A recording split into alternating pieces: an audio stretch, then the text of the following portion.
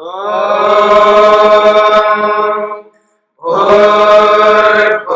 स्वः तत्सवितुर्वरेण्यं भर्गो देवस्य धीमहि धियो यो नः प्रचोदयात्।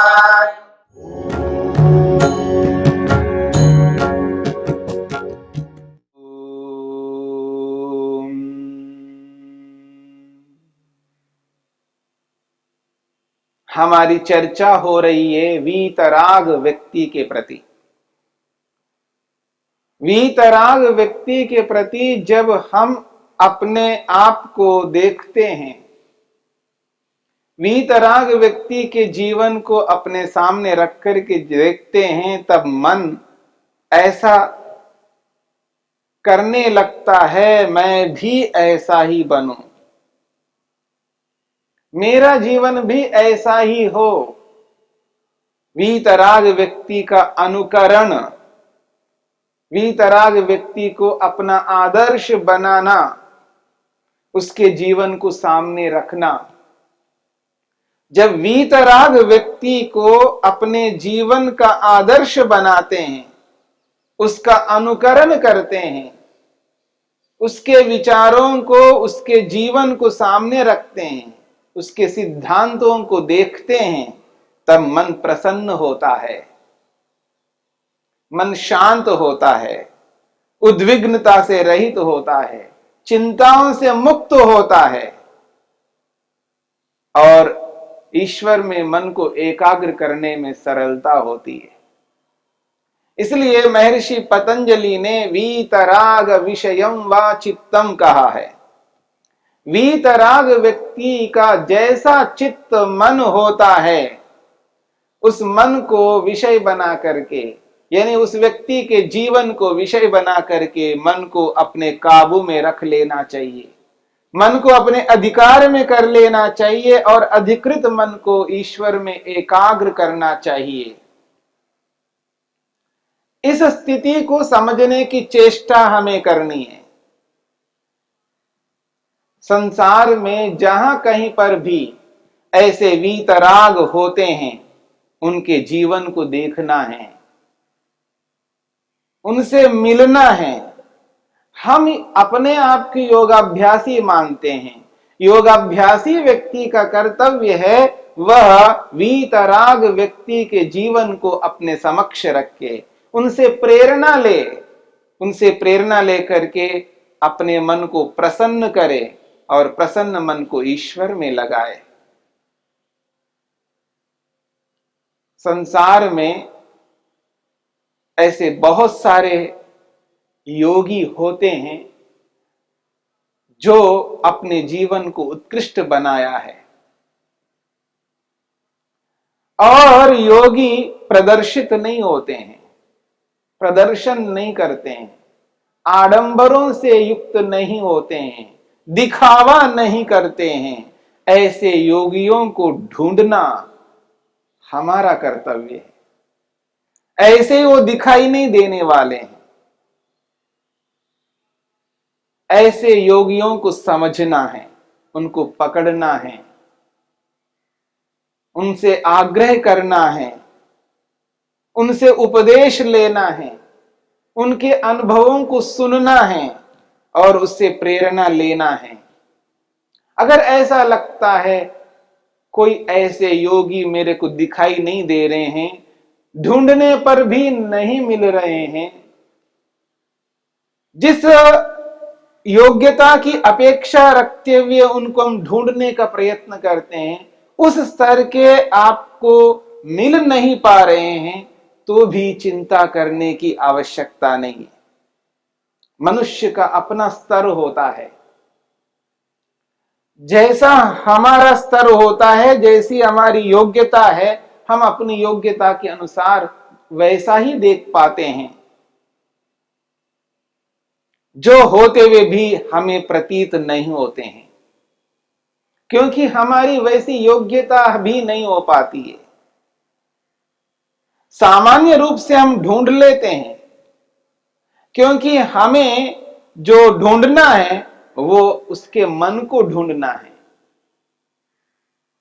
बाह्य आडंबरों से तो हमें पता नहीं लग पाएगा, लेकिन उसका पूरा जो व्यवहार है, उसके जीवन का व्यवहार है, उसके जीवन के व्यवहार को उसके निकटता से ही देखा जा सकता है। क्योंकि दूर से बाह्य व्यवहार दिखाई देता है, पर उसके निकट रहने से उसका आंतरिक व्यवहार दिखाई देता है। उसका आंतरिक व्यवहार दिखाई देने लगता है कि यह व्यक्ति अमुक अमुक स्थिति में किस प्रकार का व्यवहार करता है। एक दिन दो दिन से पता नहीं लग पाता है, हमें बहुत समय देना होगा और उसके निकट रह करके देखना होगा। अगर ऐसा नहीं होता है, ऐसा नहीं मिल पाते हैं, उस स्थिति में हमको इतिहास को भी देखना है। इतिहास में ऐसे बहुत सारे योगी हुए हैं, उनके जीवन को सामने रख करके उससे प्रेरणा लेकर के अपने मन को प्रसन्न करके, प्रसन्न मन को ईश्वर में एकाग्र करने की चेष्टा, प्रयत्न, पुरुषार्थ हम सब योगाभ्यासियों को करना है। जब इतिहास की ओर दृष्टि डालते हैं तो ऐसे ऐसे योगियों की स्थिति हमारे सामने आती है, जिन्होंने अपने जीवन में महान तप किया है, महान सहन शक्ति जिनके अंदर थी, महान योग्यताओं को लेकर के वो महान योगी बने हैं, अपने प्रयोजन को पूरा किया है। उनके जीवन को सामने रख करके भी हम प्रेरणा ले सकते हैं। उनके ग्रंथों को सामने रख करके हम ऐसी स्थिति तक पहुंच सकते हैं। ऋषियों को भी सामने रख सकते हैं। महर्षि पतंजलि ने वीतराग विषयम व चित्तम कह करके स्पष्ट किया है। ऐसे वीतराग योगियों को समझना है तो ऋषियों के ग्रंथों को भी समझना है, देखना है। और निकट भूतकाल में जितने योगी हुए हैं उनको भी ध्यान रखना है। हमारे आदर्श हैं महर्षि स्वामी दयानंद सरस्वती। महर्षि स्वामी दयानंद सरस्वती जी एक महान योगी थे, जिनके जीवन को देखने से, जिनके ग्रंथों को देखने से, जिनके वेद भाष्य को देखने से ये प्रतीति होती है महान योगी थे। महर्षि स्वामी दयानंद सरस्वती जी के आर्याभिविनय ग्रंथ को यदि सामने रख करके देखा जाए तो उनकी ईश्वर भक्ति, उनका ईश्वर प्रेम, उनका ईश्वर प्रणिधान, उनका योग स्पष्ट प्रतीति होती है कि महान योगी थे। उनके जीवन को देखने से पता लगता है, उनके ग्रंथों को देखने से पता लगता है। ऐसे और भी जितने भी योगी हो सकते हैं उनके जीवनों को हम अपने समक्ष रख सकते हैं, उनके जीवन से प्रेरणा ले सकते हैं, उनके योगमय जीवन को सामने रख करके अपने मन को शांत कर सकते हैं, अपने आप को भी उसी पथ पर चलाने के लिए अग्रसर कर सकते हैं। हमारा भी पुरुषार्थ उसी ओर होने लगेगा। उनके ग्रंथों को सामने रख करके देखना है। महान ऋषि हुए हैं, उन सारे ऋषियों के ग्रंथों को भी लेकर के देख सकते हैं। उपनिषदकारों को देख लेकर के चल सकते हैं। याज्ञवल्क्य आदि जो ब्राह्मण ग्रंथकार हुए हैं उनके ग्रंथों को सामने रख करके देख सकते हैं। कपिल, गौतम, कनाद, बादरायण जितने भी दार्शनिक हुए हैं, योगी हुए हैं, उनके जीवन को भी सामने रख करके देख सकते हैं। और जो बड़े बड़े योगी ब्रह्मवादी हुए हैं उनको, नचिकेता को, गार्गी को, उनके जीवन को सामने रख करके देख सकते हैं। महर्षि सनत कुमार को ध्यान में रख करके देख सकते हैं। उन सारे ऋषियों को अपने जीवन के समक्ष रखना है। जिस किसी भी ऋषि से हम प्रेरणा ले सकते हैं, उनके वीतराग स्थिति को अनुभव कर सकते हैं, उस ऋषि के वीतराग स्थिति को अपने ध्यान में लाना है और उनके जीवन को देख करके, समझ करके अपने मन को उसी स्थिति में ले जाना है जिस स्थिति में ले जाने पर मन ईश्वर में एकाग्र होता है।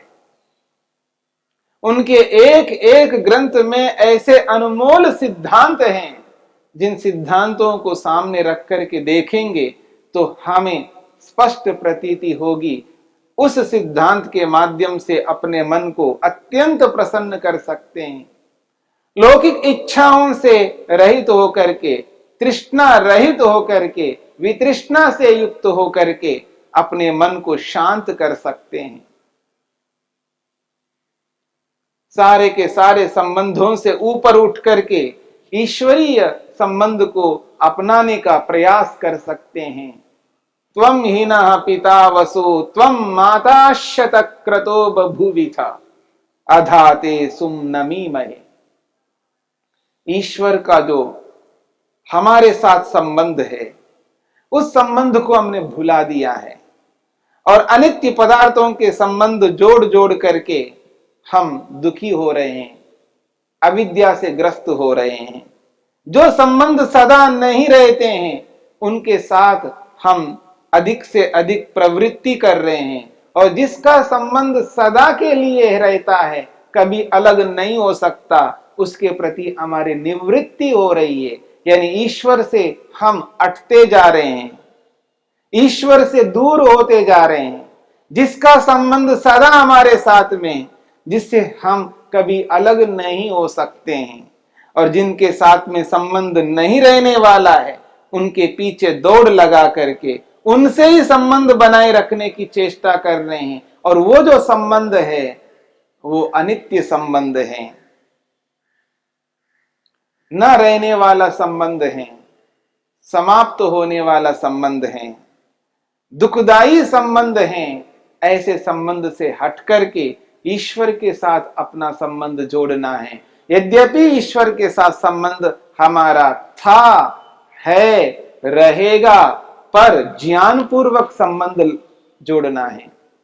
ज्ञानात्मक दृष्टि से संबंध हमारा हट गया है, ज्ञानात्मक रूप से बुद्धिपूर्वक संबंध ईश्वर के साथ जोड़ना है। उसके लिए उन वीतराग ऋषियों, महर्षियों, मुनियों, ब्रह्मवादियों का जीवन हमारे सामने आ जाए। उनके जीवन को सामने रख करके, उनके जीवन से प्रेरणा लेते हुए अपने मन को प्रसन्न करते जाना है।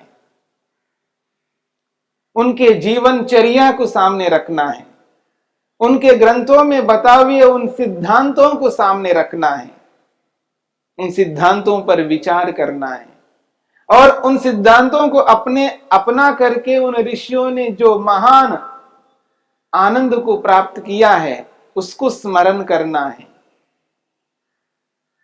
इसलिए उन सारे नियमों को सामने रखते हुए उन वीतराग ऋषियों के जीवन को देखना।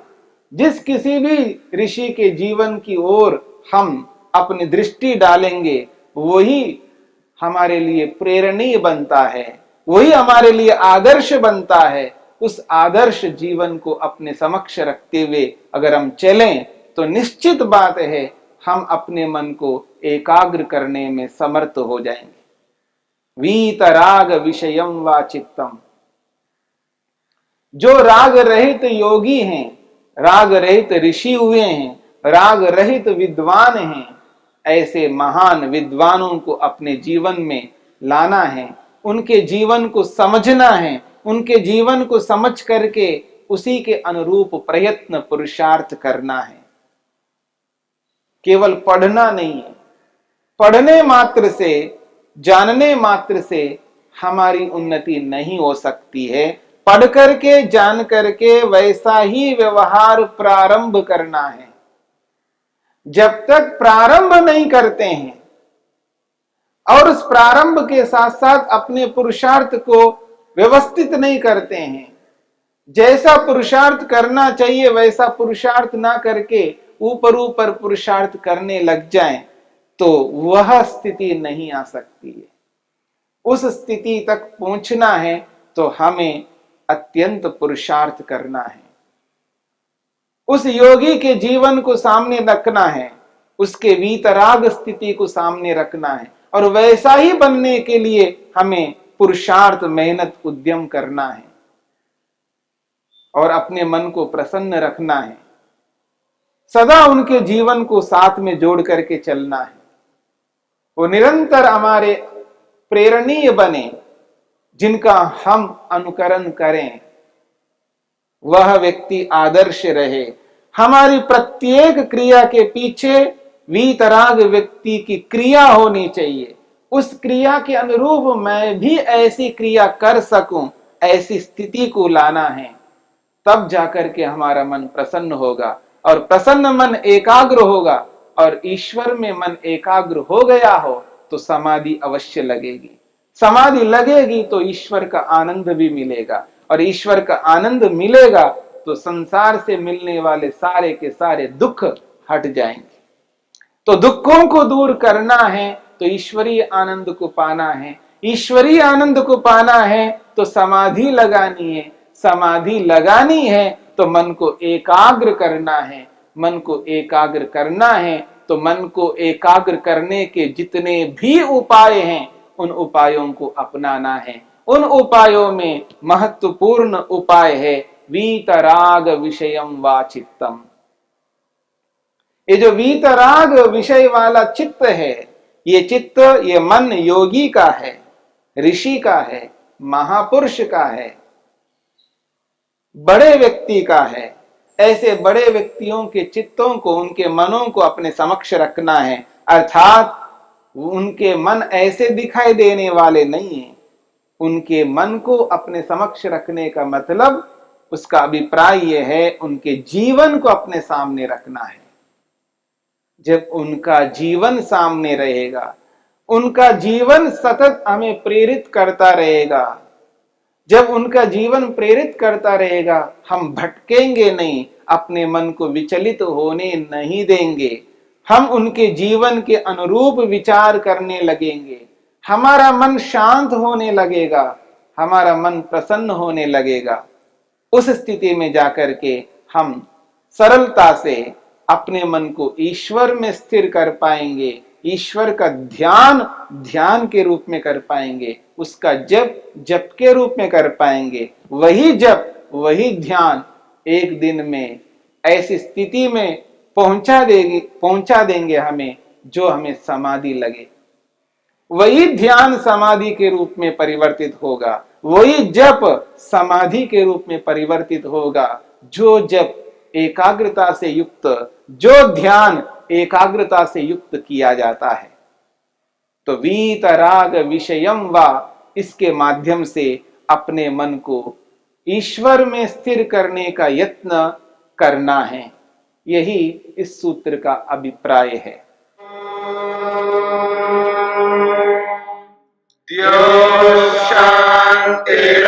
शांतिरंतरिक्षं शांति पृथिवी शांतिरापः शांतिरोषधयः शांतिः वनस्पतयः शांतिर्विश्वे देवाः शांतिर्ब्रह्म शांति सर्वं शांति शांतिरेव शांति क्षमा शांतिरेधि। ओम शांति शांति शांति।